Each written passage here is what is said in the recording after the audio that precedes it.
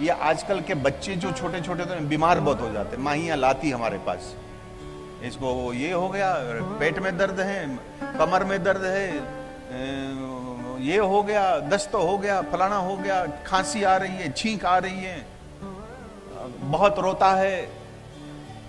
आप चाहते हो कि आपके बच्चे को रोग न हो, एक उपाय मैं बताता हूं। वैसे बताना नहीं चाहिए, बाकी आज शिव जी महाराज हनुमान जी की प्रेरणा है, और वो प्रयोग उसी के पर ही होता है जिसकी उम्र 12 साल के नीचे हो। 12 साल के हो गए तो फिर ये काम नहीं करेगा। मैं कोई टोटकाचार्य नहीं हूं। मैं जब छोटा था तब गुरु महाराज ने ये मेरे पर किया था, तो मुझे याद है, मुझे तो सब याद है उनका।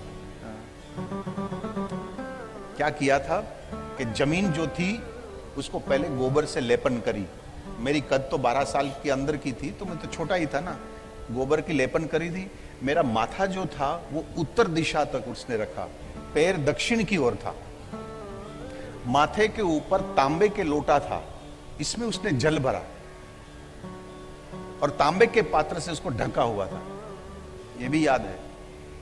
फिर वो मेरे बाजू में आकर बैठे थे और रुद्राक्ष की माला के ऊपर 108 बार उन्होंने मंत्र का उच्चारण किया था।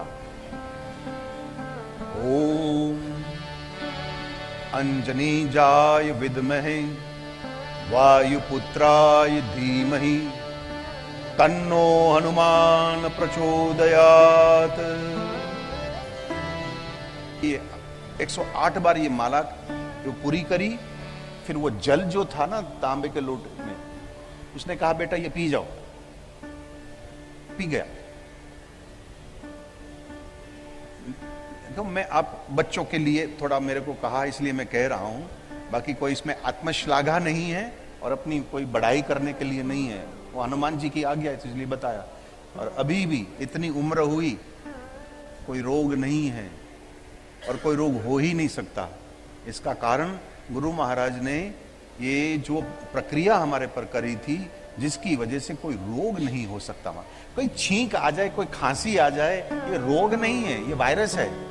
ये तो कभी भी हो सकता है, भला बाहर से आए, बाकी अंदर से जो होता है ना, वो तुम्हारे बच्चे को नहीं। और ये तभी काम करेगा जब तुम्हारा बच्चा 12 साल के अंदर का हो।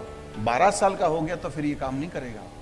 तो जो कोई माई चाहती है कि मेरे बच्चा जिंदगी में बीमार ना हो,